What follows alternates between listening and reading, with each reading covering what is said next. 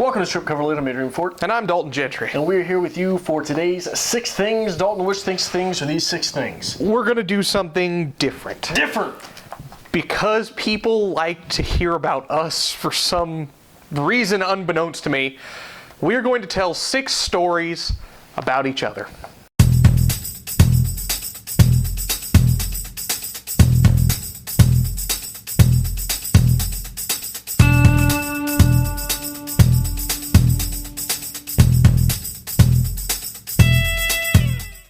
All right.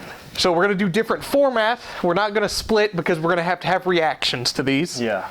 So Adrian, tell us a story. You want me to go first? Go first, please, by all means.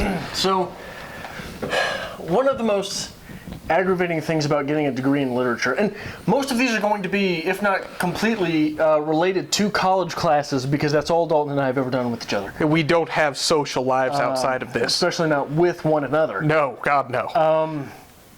Is that in addition to all of your reading for classes and all the writing you have to do on those books, many classes require you to read a book extracurricular to the syllabus and write a paper about it.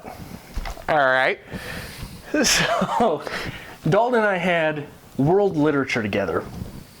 And Dalton is notoriously lazy? Yeah, that's a perhaps? good word for it. Okay, so the worst part is I know where this is going now, so. Yeah. So I'm sitting there outside of this world literature class, and it's the day that the paper is due for the extracurricular book. The book extracurricular to the syllabus, I should say. And it's got to be world literature. So I read Melange, I'm not sure how to say it, by Laura Esquivel. And I wrote a paper that I thought was pretty good. It was about sexuality in the novel. And Dalton comes up and sits down next to me and, so, Dalton, what'd you read? I read Anya Karenina. It's Anya Karenina. So I'm sorry. What was that? Anya Karenina. Oh, you did? Isn't that book like 1,200 pages, Dalton?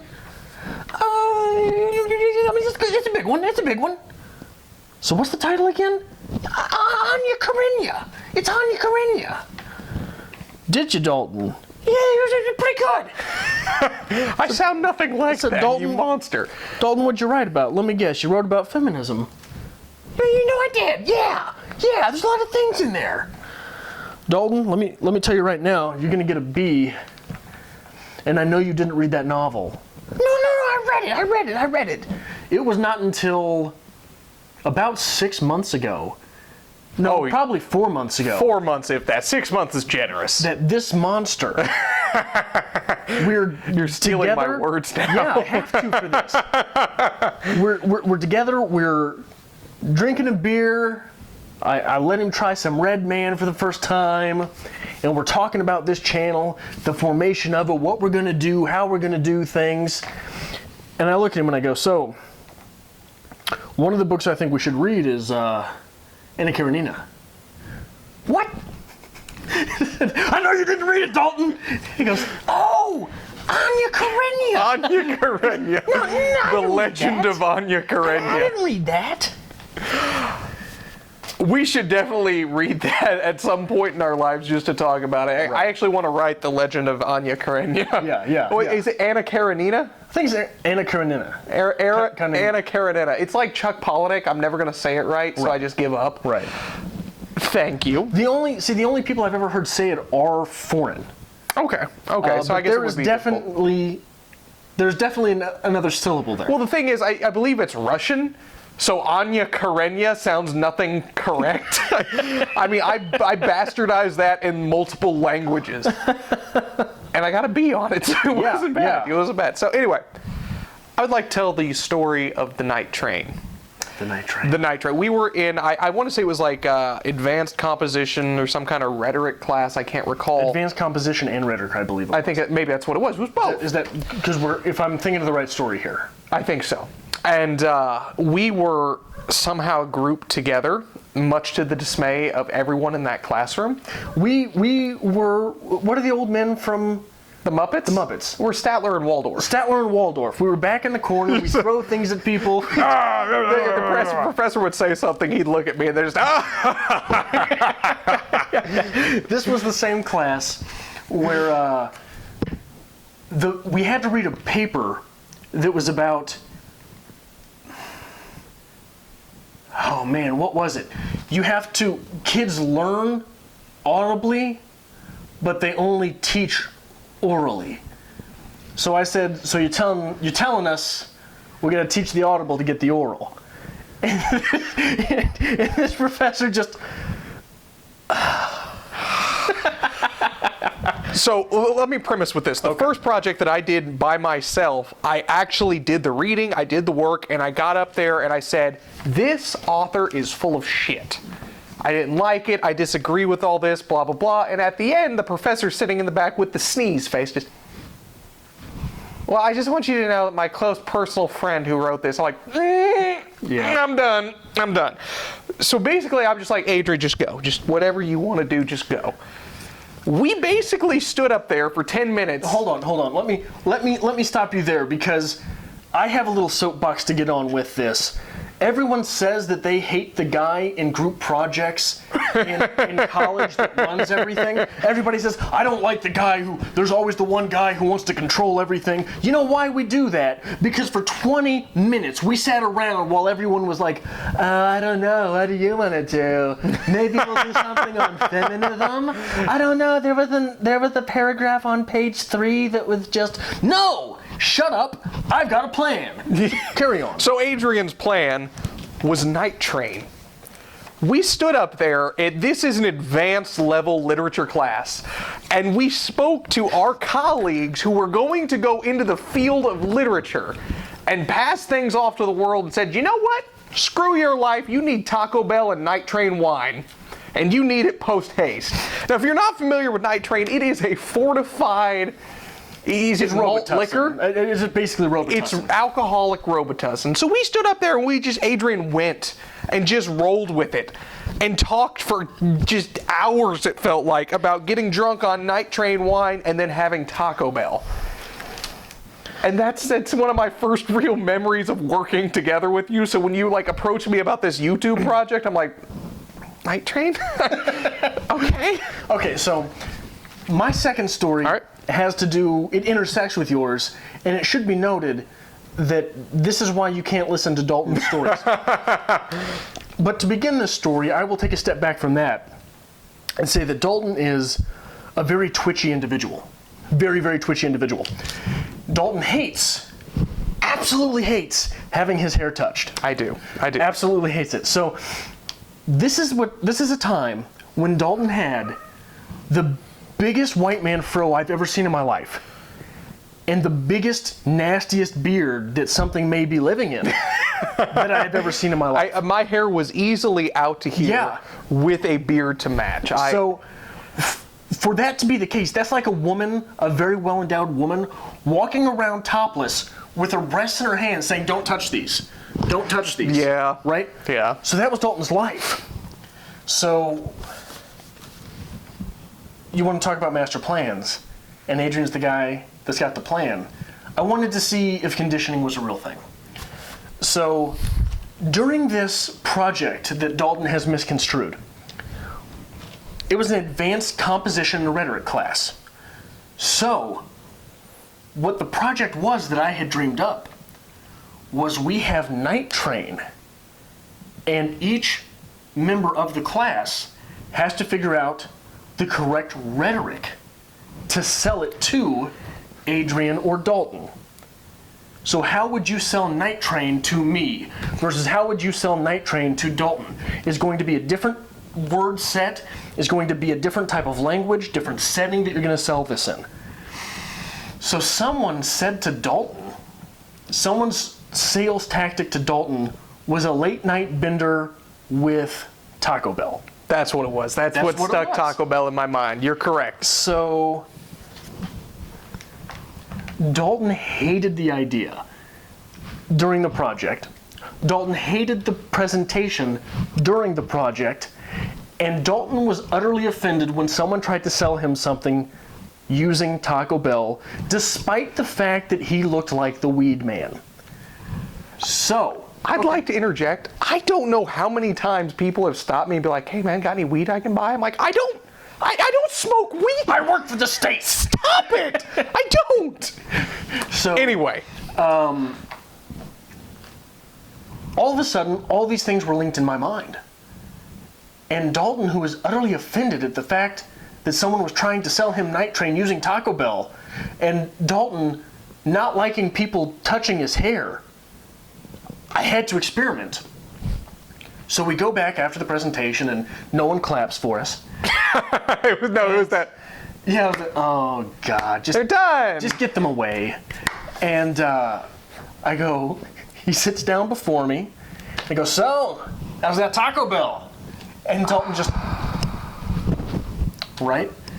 So, after that, I would, so hey Dalton, 8 in the morning, did you get your Taco Bell? For months I did this. For months I did this. Until the very mention of Taco Bell. You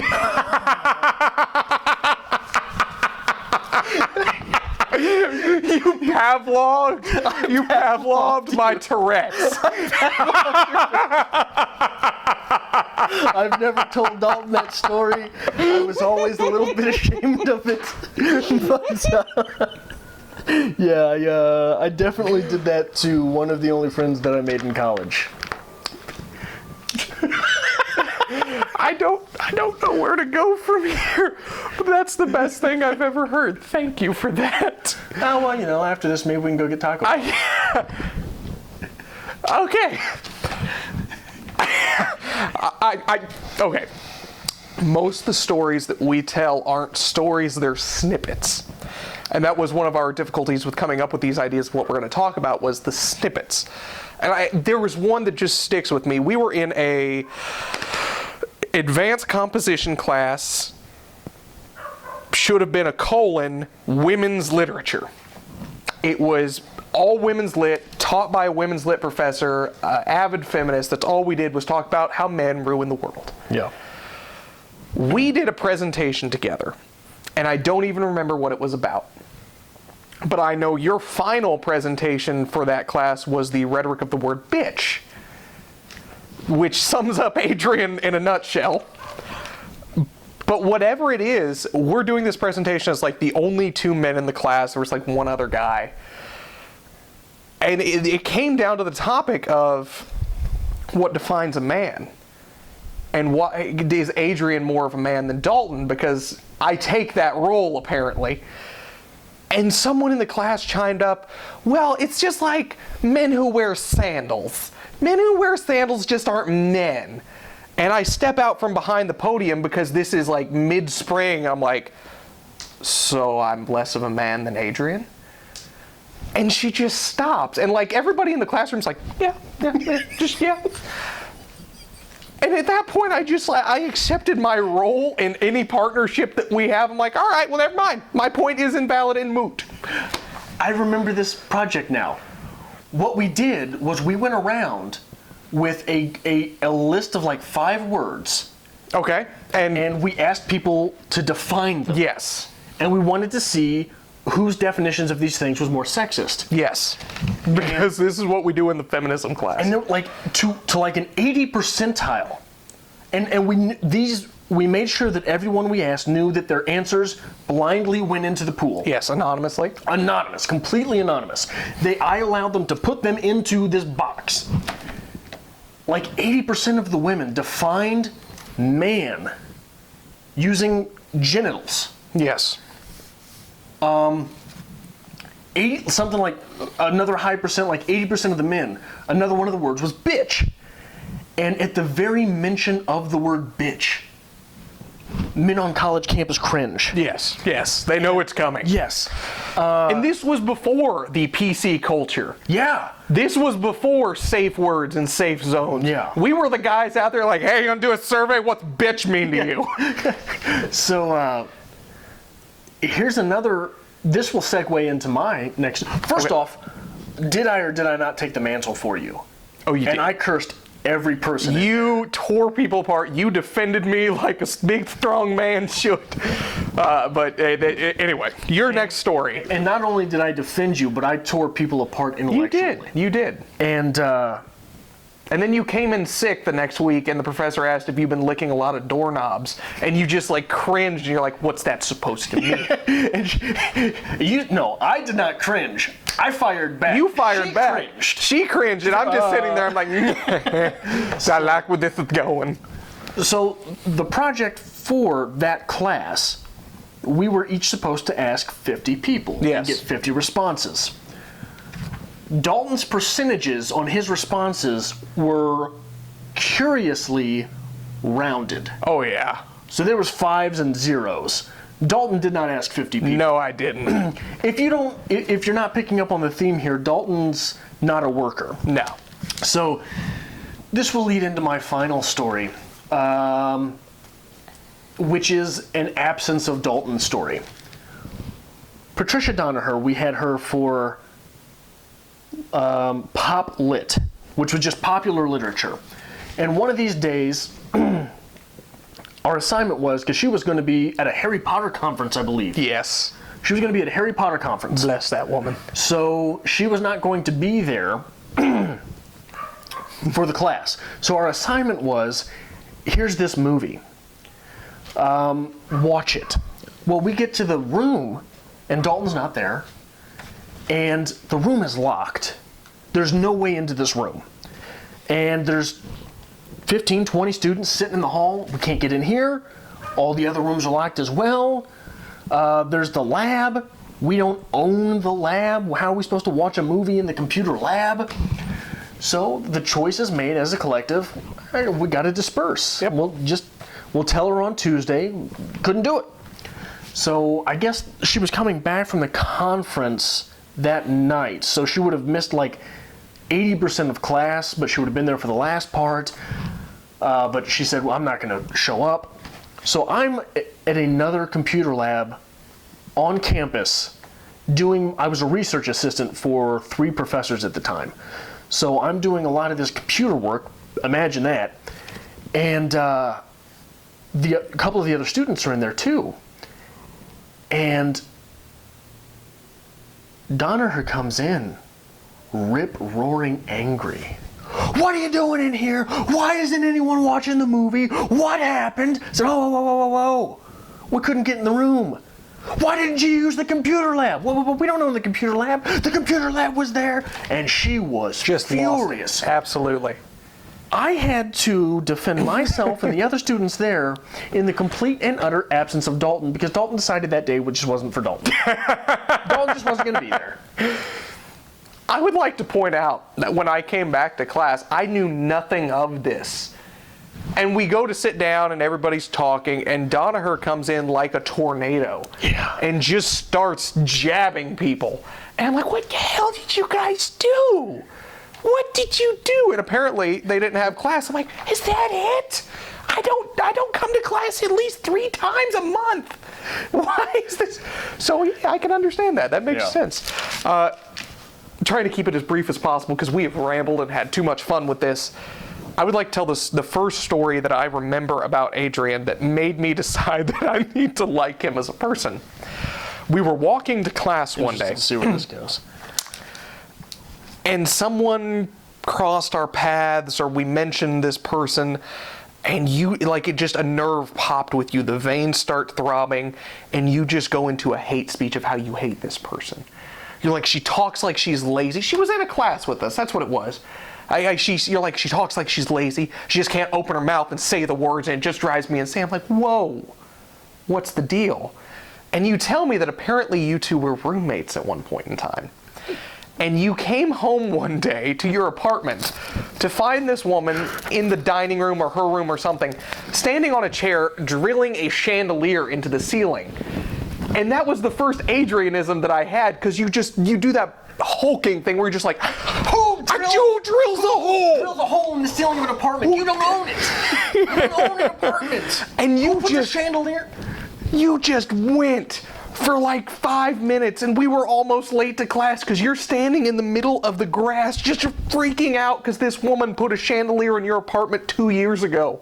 And at that point, I'm like, I like this guy. I should spend time with him. Who hangs a chandelier in an apartment? You sign a lease that says you can put like 3 holes in the wall. No one says anything about the ceiling. You know why? You don't put anything in the ceiling. That's the first memory that I had of you, and the first story that you told me that I've cherished. Just cherished it. That still makes me angry. That still makes me angry. I don't know if I can be just angry or incredibly impressed that you used me as a social experiment. I'm crushed. So if you enjoy... Hold on, the worst part was that wasn't even early in the Adrian Dalton relationship. No! We were like a year and a half in. We were already invested at this point. You're just like, well, he's there, he's convenient, let's see if this works. Figure this out. Monster. Taco Bell.